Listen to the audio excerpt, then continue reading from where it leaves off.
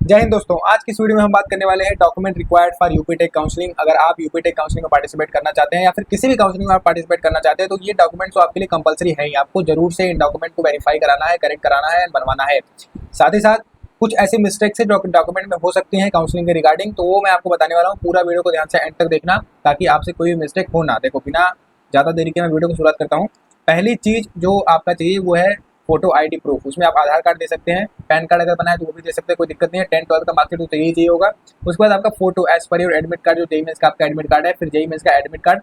अभी मैं कुछ चीज़ें नॉर्मल बता रहा हूँ, उसके बाद बताऊंगा कैटेगरी सर्टिफिकेट, मेडिकल सर्टिफिकेट। बहुत सारा डाउट आता है कहाँ से बनवाना है, क्या करेक्ट फॉर्मेट है, वो सब बताने वाला हूँ आपको, तो पूरा वीडियो को देखना। देखो, यहाँ पे जेईई एडवांस का रैंक कार्ड ये कंपलसरी नहीं यूपी टेक काउंसलिंग में, तो इसको आप अवॉइड कर सकते हैं, कोई दिक्कत नहीं है। यहाँ पे 10th का आपको चाहिए मार्कशीट, 12th का मार्कशीट चाहिए, माइग्रेशन एंड ट्रांसफर सर्टिफिकेट ये चाहिए ही चाहिए होगा, कंपलसरी है। आप स्कूल से अपने इसको बनवा लीजिए, मांग लीजिए, चाहिए होगा। कैटेगरी सर्टिफिकेट में यहाँ पे आप एससी कैटेगरी, एसटी कैटेगरी का, ओबीसी एनसीएल का आपका सर्टिफिकेट चाहिए होगा। एंड इसमें मैं बता दूँ आपको एक चीज़, देखो यहाँ पे ओबीसी एनसीएल और जो ईडब्ल्यूएस का कैटेगरी सर्टिफिकेट है ये 1 अप्रैल 2025 के बाद का बना होना चाहिए। और यहाँ पे एक और डाउट आता है कि सेंट्रल का बनवाए या स्टेट का बनवाए, तो वहाँ पे मैं आपको बता देता हूँ। देखो, ओबीसी एनसीएल और जो ये ईडब्ल्यूएस का है, यहाँ पे बहुत डाउट आता है कि सेंट्रल का बनवाए भैया या फिर स्टेट का बनवाए। तो मैं आपको एक चीज़ क्लियर करना चाहूँगा। पहली बात, ईडब्ल्यूएस सर्टिफिकेट सेंट्रल और स्टेट का अलग अलग नहीं होता है। ईडब्ल्यूएस सर्टिफिकेट एक ही बार बन रहा होता है, वो दोनों का सेम रहता है। अब बात करें ओबीसी एनसीएल सर्टिफिकेट की, तो यहाँ पे 2 का बन रहा होता है, सेंट्रल का भी बनता है और स्टेट का भी बनता है। बट यूपी टेक काउंसलिंग में आपका स्टेट वाला चल जाएगा। स्टेट वाला सर्टिफिकेट बनने में 1 हफ्ते का समय लगता है, मीन 7 डेज का यहाँ पे टाइम लगता है। सेंट्रल वाला बनने में अप्रॉक्सीमेट 15 to 20 डेज का यहाँ पे टाइम लगता है। बट मैं आपको बोलूँगा कि आप यूपी टेक काउंसलिंग में पार्टिसिपेट कर ही रहे हो और भी काउंसलिंग में बैठ जाओ, क्योंकि काउंसलिंग में बैठने का पैसा नहीं लगता है। As of your senior request, मैं आपका सीनियर होने के नाते एक रिक्वेस्ट आपसे करना चाहूँगा यहाँ पे कि देखो, हर काउंसलिंग में पार्टिसिपेट करो, जहाँ पे आपको बेटर कॉलेज, बेटर ब्रांच मिल रहा है वहाँ पे कॉलेज ले लो, नो डाउट अच्छा है। बट खास ध्यान रखना कि सेंट्रल कॉलेज ही लेना, वो ज़्यादा बेटर है। स्टेट कॉलेज में ज़्यादा लफड़ा रहता है, ठीक है, बहुत ज़्यादा लफड़ा रहता है। मेरी एक पर्सनल सजेशन है, तो सेंट्रल पे खास ध्यान रखना। और यहाँ पे मैंने पीडब्ल्यूडी सर्टिफिकेट है, तो अगर आप पीडब्ल्यूडी कैंडिडेट है तो पीडब्ल्यूडी सर्टिफिकेट चाहिए होगा, इनकम सर्टिफिकेट चाहिए होगा। अब देखो, ये जो इनकम सर्टिफिकेट है ये बहुत ज़रूरी है। ये क्यों ज़रूरी है? ये आपके स्कॉलरशिप में हेल्प कर रहा होगा, स्कॉलरशिप। दूसरा, इसी के बेसिस पे आपको फ़ी वेरियर मिलता है। कॉलेज में जो भी आपका फ़ी वेरियर है, एनआईटी में जाते हैं या यूपी टेक में भी जाते हैं तो वहाँ भी फ़ी वेरियर मिलता है। इनकम सर्टिफिकेट पे ही डिपेंड करता है। जिनकी एनुअल इनकम 1 लाख से कम है उनका फ़ी ऑलमोस्ट माफ़ हो जाता है। एनुअल इनकम अगर 1 लाख से ज़्यादा रहती है तो उस टाइम पे कुछ परसेंटेज ही माफ़ हो रहे होते हैं। अगर 2.5 लाख से ज़्यादा है तो कुछ माफ़ नहीं होगा। इस हिसाब से यूपी टेक काउंसलिंग में जो कॉलेजेस हैं ऑलमोस्ट वहाँ पे इनकम सर्टिफिकेट का ये क्राइटेरिया रहता ही रहता है। फिर कास्ट विजिबिलिटी सर्टिफिकेट ये है for Maharashtra student. Character certificate चाहिए, गैप सर्टिफिकेट चाहिए फॉर ड्रॉपर। 1 साल 2 साल ड्रॉप लिए हैं तो gap certificate is compulsory for you.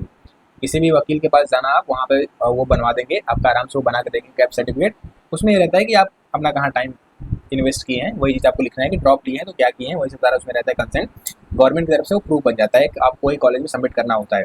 अब देखो, मेडिकल पे मैं आता हूँ, लेकिन उससे पहले मैं आपको छोटी सी इन्फॉर्मेशन यहाँ पे देना चाहूँगा। मैं आपको एक चीज़ बताता हूँ यहाँ पे। देखो, अगर आपने अभी तक चैनल को सब्सक्राइब नहीं किया तो सब्सक्राइब कर लो। दूसरा चीज़, हमारा एक सेशन चलता है, 9 रुपये का सेशन है, जिसमें हम पूरा काउंसलिंग प्रोसेस आपको डिटेल में समझाते हैं। प्लस वहाँ पे कुछ इनसाइडर हैक्स बताते हैं, कैसे कॉलेज लेना है, क्या चीज़ें आपके दिमाग में होनी चाहिए कॉलेज लेते टाइम पे। क्योंकि कॉलेज लेते टाइम बहुत कन्फ्यूजन होता है, आपको समझ में नहीं आएगा कि अच्छी ब्रांच ले, अच्छा कॉलेज ले, या फिर ब्रांच में भी कौन सी अच्छी ब्रांच ले। तो हम ये सारा चीज़ आपको, पूरा ब्रांच, हर एक चीज़ आपको समझाते हैं। 9 रुपये का सिर्फ सेशन है, इसका प्राइस इंक्रीज हो सकता है। अगर आपको हमारे सेशन में आना है तो आपको कुछ नहीं करना है, सिर्फ डिस्क्रिप्शन बॉक्स में लिंक होगा, वहाँ पे ज्वाइन कर सकते हैं, या फिर व्हाट्सअप नंबर दिख रहा होगा, व्हाट्सअप नंबर पे आप मैसेज कर सकते हैं, वहाँ पे आपको लिंक प्रोवाइड कर दिया जाएगा। डायरेक्ट हमसे कांटेक्ट करना है तो वो भी व्हाट्सअप नंबर है, हमसे बोल काउंसलिंग करवानी है तभी व्हाट्सअप नंबर के थ्रू आप जा सकते हैं। 9 रुपये का सेशन है, इससे ज़्यादा नहीं बोलूँगा और इससे ज़्यादा सस्ता भी मैं नहीं कर सकता हूँ। 9 रुपये का सिर्फ सेशन है, आप आ सकते हैं सेशन में। और जो भी आपका डाउट है, पर्सनल डाउट है, आप वहाँ पे हम अलाउ करते हैं, आप चैट में अपना क्वेश्चन पूछ सकते हैं, हम आपका पर्सनल डाउट का आंसर देंगे। साथ ही साथ आपको कुछ इनसाइडर चीज़ें भी बताएंगे। सिर्फ 9 रुपये का सेशन है, आप आ सकते हैं। उसके बाद में मेडिकल सर्टिफिकेट। अब इस मेडिकल सर्टिफिकेट में पहली कंडीशन है एमबीबीएस का होना चाहिए। दूसरी कंडीशन, देखो, बहुत सारे डॉक्टर्स के पास आप जाओगे तो साइन करके बस दे देंगे, सील मोहर जो है लगा देंगे, बट रजिस्ट्रेशन नंबर नहीं प्रोवाइड करते हैं, ठीक है। तो रजिस्ट्रेशन नंबर कंपलसरी है, ध्यान रखना, रजिस्ट्रेशन नंबर ही चाहिए, तभी वो वैलिड सर्टिफिकेट माना जाता है। अगर रजिस्ट्रेशन नंबर नहीं है तो वैलिड सर्टिफिकेट नहीं है। इनफैक्ट कुछ कॉलेज में तो रिक्वायरमेंट भी नहीं होती है मेडिकल सर्टिफिकेट का, लेकिन कुछ कॉलेज में रिक्वायरमेंट होता है, और अगर वहाँ पे क्राइटेरिया लग गया कि यहाँ रजिस्ट्रेशन नंबर चाहिए तो फिर दिक्कत हो जाएगा। इसलिए आप पहले से ही इन सब चीज़ों के लिए तैयार रहो। उसके बाद यहाँ पे पासबुक या फिर कैंसल चेक, जो आप जैसे यूपीटेक काउंसलिंग में पार्टिसिपेट कर रहे हो तो आपका 20K आपको भरना पड़ेगा for general EWS OBC category के लिए, एंड 12K भरना पड़ेगा फॉर SC ST PWD के लिए। तो जब आपको इतना भरना है, बाद में यहाँ पे सिस्टम रहता है कि अगर आप राउंड 2 में जाते हैं, ठीक है, राउंड 2 काउंसलिंग में आप जाते हैं राउंड 2 में, तो यहाँ से एग्जिट मारने का आपके पास में चांस रहता है। तो जब आप एग्जिट मारते हो तो 15K आपका रिफंड हो रहा होता है, एंड यहाँ पे 9K रिफंड हो रहा होता है रिस्पेक्टिवली 20K एंड 12K में से। तो ये पैसा कैसे आएगा, तो गवर्नमेंट को एक चाहिए प्रूफ, या फिर कैंसिल चेक अपलोड करो या पासबुक का फोटो अपलोड करो वहाँ पे। फिर लेटेस्ट प्रोविजनल एडमिशन लेटर, जब आपका कॉलेज अलॉट हो जाएगा तो वहाँ पे एडमिशन लेटर आपको मिलेगा, उसको ले जाके सबमिट करना है। फिर रिसिप्ट जो भी आप पैसा पे करेंगे, ये 20,000 12,000 आपका फी रिसिप्ट वहाँ पे मिलेगा आपको, उसको भी संभाल के रखना है, ड्राइव में अपलोड करके सेव कर सकते हैं उस चीज़ को। एंटी रैगिंग फॉर्म ये हर कॉलेज की साइट पर मिल जाएगा, इसका उतना इशू नहीं है। मोटा मोटी इनकम और कैरेक्टर डोमिसाइल अपना बनवा के रखना, और मेडिकल और गैप सर्टिफिकेट अगर ड्रॉपर हो तो ये मेन सर्टिफिकेट है, इस पर ज़्यादा ध्यान देना। हमसे पर्सनली कांटेक्ट करना है, या फिर काउंसलिंग के रिगार्डिंग कोई भी दिक्कत आ रही है, ब्रांच चूज करने में प्रॉब्लम आ रहा है, या फिर कुछ भी ऐसा पर्सनल गाइडेंस चाहिए तो व्हाट्सएप नंबर दिख रहा होगा, वहाँ पे मैसेज करो। 9 रुपये का सेशन है, रजिस्ट्रेशन कर लो, हर एक चीज़ आपको वहाँ पे डिटेल में समझाई जाएगी। ब्रांच के रिगार्डिंग और कॉलेज के रिगार्डिंग आपको एक भी डाउट नहीं आएगा, आप बेटर ब्रांच बेटर चीज़ वहाँ प्रोवाइड कर दी जाएगी, आपको सब कुछ समझाया जाएगा वहाँ पे। क्योंकि हर एक एरा चलता है, जैसे CSC का एरा कुछ दिन चल रहा था, बट अभी क्या है कि बहुत ज़्यादा रिसेशन चल रहा है, उतना जॉब नहीं है, जॉब नहीं मिल पा रहा है बच्चों को, इसलिए वो दूसरे फील्ड में भी जा रहे हैं। तो एक एरा चल रहा होता है हर ब्रांच का, तो हम आपको समझाएंगे कि आने वाले समय में क्या चीज़ का क्रेज ज़्यादा है, क्योंकि हम खुद पढ़ रहे हैं यार, हमें पता है। और हमारा जो करिकुलम है वो NEP के अकॉर्डिंग चल रहा है, न्यू एजुकेशन पॉलिसी।